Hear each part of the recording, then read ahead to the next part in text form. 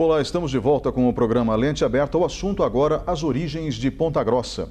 Comigo no estúdio da TVE está o professor de História, Fábio Rosman. Professor, obrigado pela sua presença de novo aqui. Boa tarde, Ney. Eu é que agradeço a oportunidade que a TV Educativa nos dá de estar aqui conversando com você. Professor, nós comemoramos o aniversário de Ponta Grossa em 15 de setembro, porque em 15 de setembro de 1823, o povoado foi elevado à condição de freguesia. Só que existem registros de brancos europeus aqui nessas terras muito antes disso.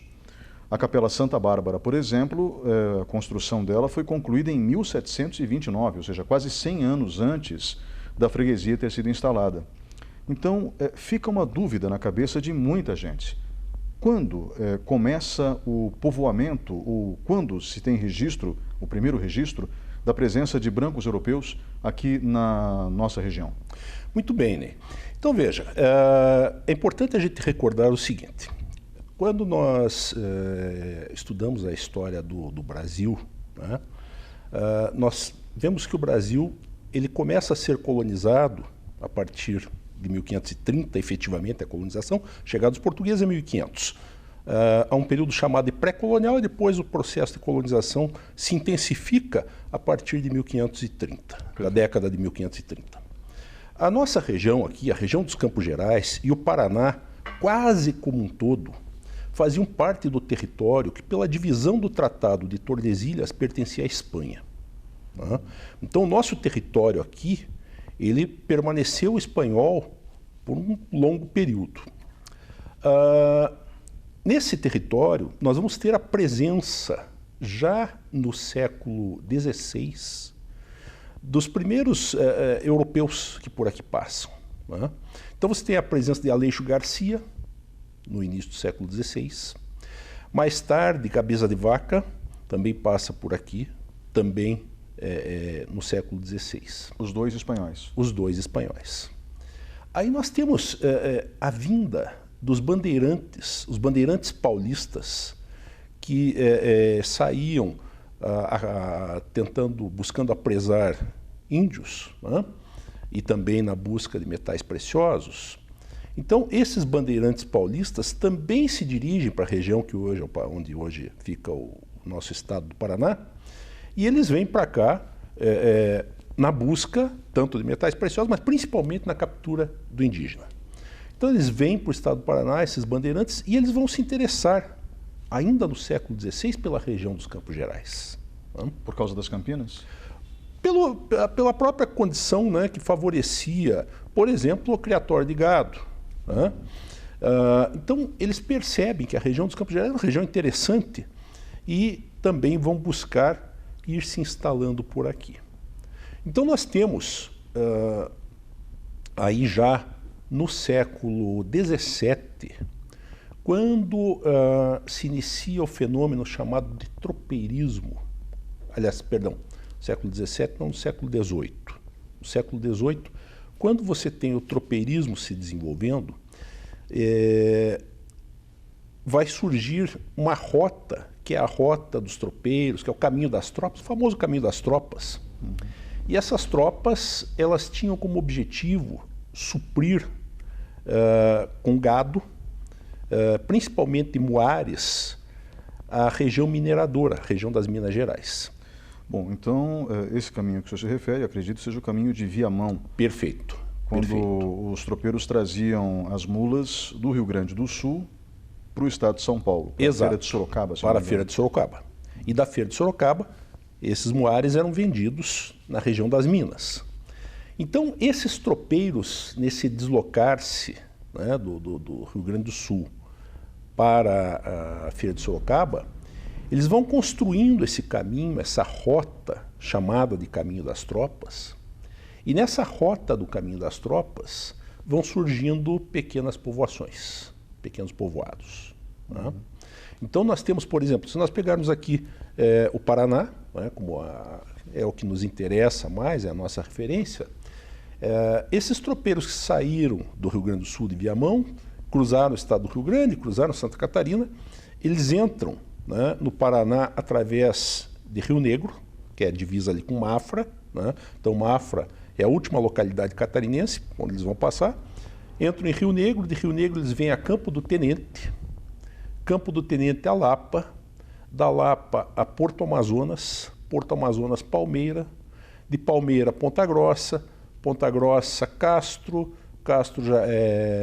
Piraí Jaguariaíva, até chegar à divisa com São Paulo e dali seguir para a Feira de Sorocaba. Então todas essas cidades surgem a partir do caminho das tropas. Perfeito. Todas elas, né?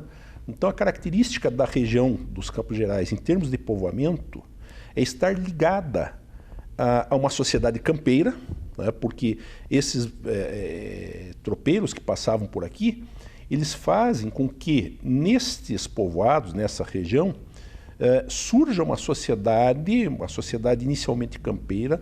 Você vai ter criatório de gado nessa região. Né? Gado bovino, nesse caso. Gado bovino.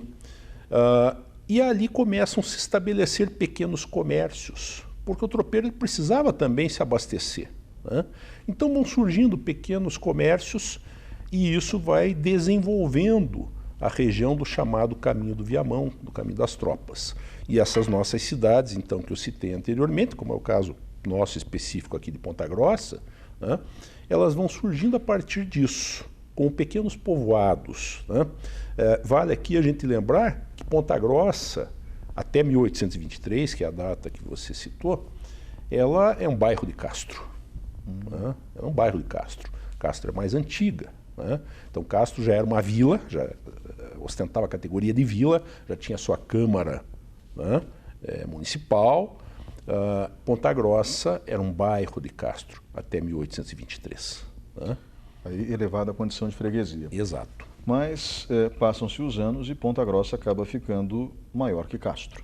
Sem dúvida, né? Sem dúvida. Então Ponta Grossa ela vai se desenvolvendo passo a passo. Né? Primeiro, como nós dissemos, através do Caminho das Tropas.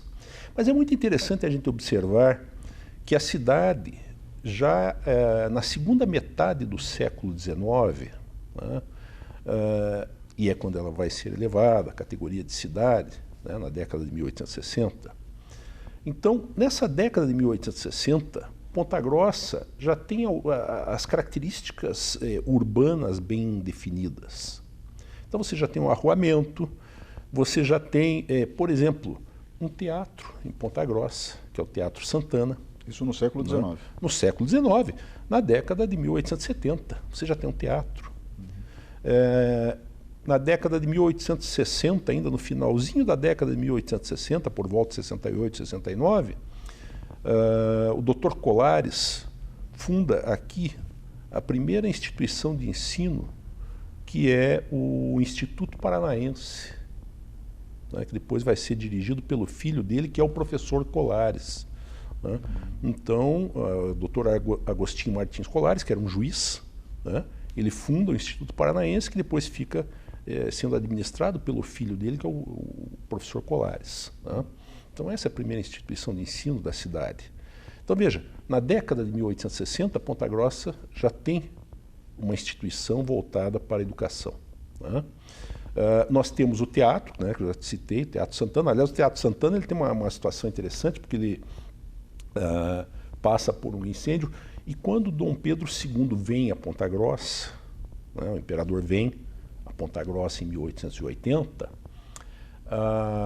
na passagem de Dom Pedro por aqui, Dom Pedro faz uma doação em dinheiro muito grande para o Teatro Santana. Então ele ajuda, né, na reforma do teatro, etc.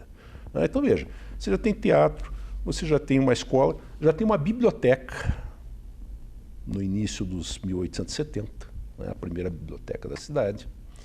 Então, ela é uma cidade que já tinha características de um centro cultural. Professor, mas isso tudo acontece, coincidentemente ou não, logo depois que a vila, Ponta Grossa é elevada à condição de vila nos anos de 1850, se eu não me engano, 1855. Isso. E em 1862 é elevada à condição de cidade. De cidade, perfeito. Então, depois de 1862 é que todos esses aspectos urbanos, principalmente ligados à cultura, acabam florescendo, é isso? Exato. Ela vai ter um desenvolvimento muito interessante. Aliás, se a gente voltar um pouquinho, né, eu queria voltar lá para a década de 1820, Na década de 1820, passa por aqui um dos pintores mais famosos que esteve aqui no Brasil, né? O francês Jean-Baptiste Debré.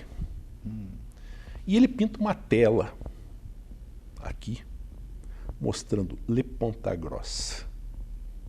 Essa tela é extraordinária, porque você vê a colina, o morro, com a igreja ao centro, um povoado com mais ou menos umas 9 casas. Tá? Então é muito interessante de observar essa obra do Debré retratando já Ponta Grossa na década de 1820, lá por volta de 1827, se não me falha a memória. Né? Por ali ele retrata Ponta Grossa. Né? Então é curioso, é interessante isso. Quer dizer, você tem documentos que vão além dos documentos que nós conhecemos, né? Com uma tela, uma obra, né? Pictográfica do Jean-Baptiste Debré sobre a cidade. Mas voltando então a essa condição de cidade da década de 1860 em diante, então você tem um grande desenvolvimento da cidade. E nós temos, por exemplo, nos 1870, né, nós temos a vinda de uma corrente migratória muito grande, que são os Volgadeutschen, né, os russo-alemães.